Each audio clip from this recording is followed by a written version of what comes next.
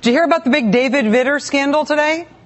David Vitter, last 4th of July, when he was a candidate for re-election to the U.S. Senate, David Vitter made an appearance at a 4th of July event in Lafayette Parish, Louisiana. It was an event significantly funded by taxpayer dollars, an event called the Red, White, and Boom concert by the Acadiana Symphony Orchestra. Local Democrats saying now that it was improper for David Vitter to be making campaign season appearances at events like that when they are taxpayer-funded events. It's like turning taxpayer money toward your own partisan gain. The big scandal with David Vitter today? There are questions about whether he's going to be invited back to the Red, White, and Boom concert again this year after last year's controversy.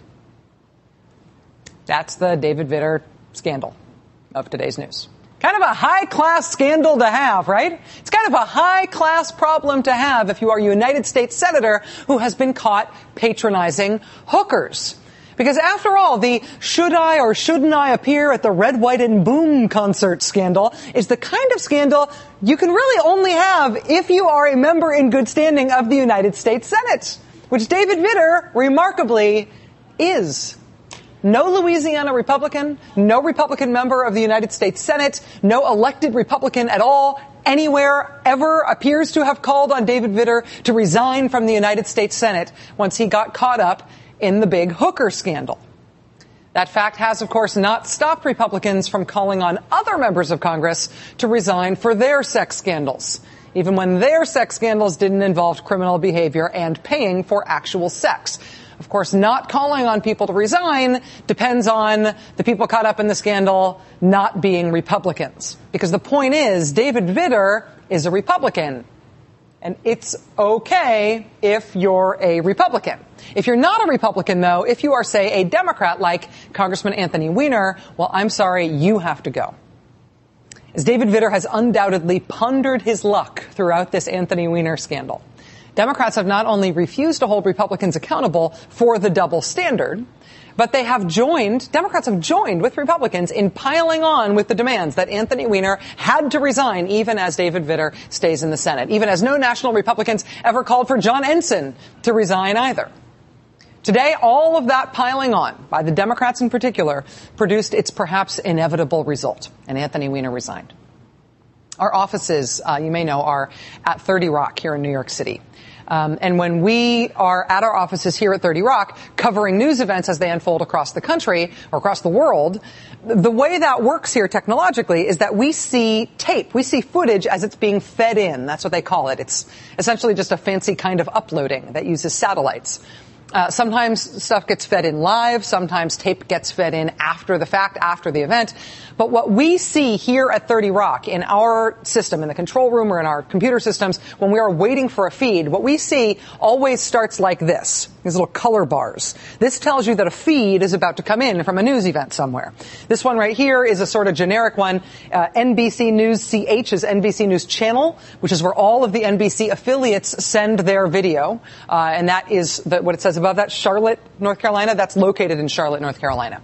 Here was a feed that we got in today out of Indiana. WTHR 13, which you see right there, that's one of our NBC affiliates in Indiana. This was a feed that we were getting in today from Georgia, a video of some wildfires that broke out there today, WTLV and WJXX, which you see there, again, NBC affiliates who are covering that area in Georgia. And this is sort of standard. This is how these color bars usually look. This is the way they're usually labeled. When it came time for the Anthony Weiner is going to resign press conference feed today, here's what the color bars looked like.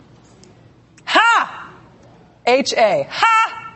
We thought at first, perhaps this is some sort of internal NBC prank. No. The satellite truck that was covering the Anthony Weiner press conference today is an HD high-definition truck. That's the H, and it was Truck A. Hence, H-A. Ha! Which broke everybody up when we saw it, because everybody's got this up on their computer screen. We're all waiting for this feed to start coming in, and this is what everybody is staring at.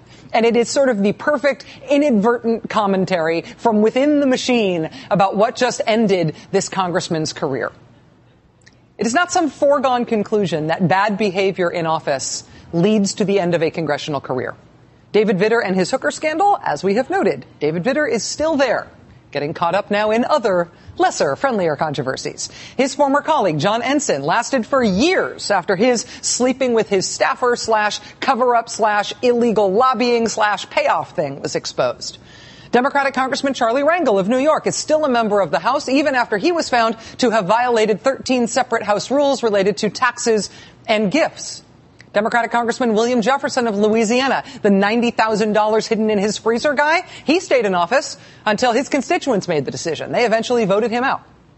John McCain won his party's nomination for president of the United States years after McCain was caught up in the savings and loan Keating 5 scandal, an episode Mr. McCain called the worst mistake of his life, but not one, of course, that caused him to resign.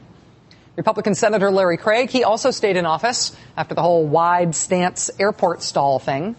You know, even the current Speaker of the House, John Boehner, he did not quit when he just straight up got caught in a smoking gun corruption scandal, handing out checks from tobacco companies on the floor of the House to members of Congress while a vote was being taken in the House on tobacco industry subsidies. Wow. Congressman Boehner got caught physically handing out those checks in that way. And he apologized for it. It was a big mistake, and I regret it. Shouldn't have done it. John Boehner apologized for that bad behavior, but he did not resign. He waited it out, went on to become Speaker of the House. Here he is yesterday on the South Lawn of the White House at the congressional picnic, enjoying tobacco companies in a whole different way. In some of these cases, members of Congress caught up in a scandal, caught up in illegal behavior or in just bad behavior. In some cases, they had their careers ended by their constituents when they stood for re-election, like William Jefferson. In some of these cases, they never left Congress at all. They are still there, more or less bruised by the scandal, sure, humbled by it for a minute, but they stayed. They apologized, and life went on. Anthony Weiner, though, who is not accused of corruption, who does not appear to have done anything illegal, who does not appear to have even had sex with any of the people with whom he had scandalous talk and picture taking. For him, a line was drawn. His behavior was intolerable. None of those other scandals were intolerable behavior. But Anthony Weiner's behavior was intolerable. He had to go. And in the end, the fact that he had to go had much less to do with Anthony Weiner's behavior, and the badness of his behavior in the scheme of things had less to do with that than it did with the media's reaction to his bad behavior. Congressman, your wife is not here. Are you going to split up with your wife because of this? I love my wife very much. Are you going to split up? Where is she then? Sir, where is she? You said you were on the phone. Did you have phone sex with these women? I apologize first and foremost to my wife and to my family. Where is she right now? Where is she right now? She is not here. Where is she? These were young girls, very young, at 21 years old. Does that bother you? The young I don't know the exact ages of the women, and they. Enough to be your children. When Anthony Weiner initially copped to the online behavior that he had previously denied, and he apologized for lying about it, that press conference was frankly a circus, from the screaming question about his wife and girls who hypothetically could be as young as his non-existent children, to the hijacking of the podium before he spoke by a right-wing blogger, to a man from the Howard Stern show screaming out profane interruptions throughout the whole thing. Will you help to support Arnold's love child? Were you fully erect? What made you decide? Were you fully erect, or are you capable of more? Anthony Weiner's press conference today, where he actually announced his resignation, was hijacked by the same sort of nonsense interjections that were in equal parts patently offensive and grossly appropriate profane satire of what this whole thing has become. Today I am announcing my resignation from Congress. Yeah! Bye-bye, pervert! So my colleagues can get back to work. My neighbors can choose a new representative. And most importantly, that my wife and I can continue to heal from the damage I have caused. This was not a congressman having to resign because of his bad behavior. This was a congressman having to resign because of the media treatment of his bad behavior.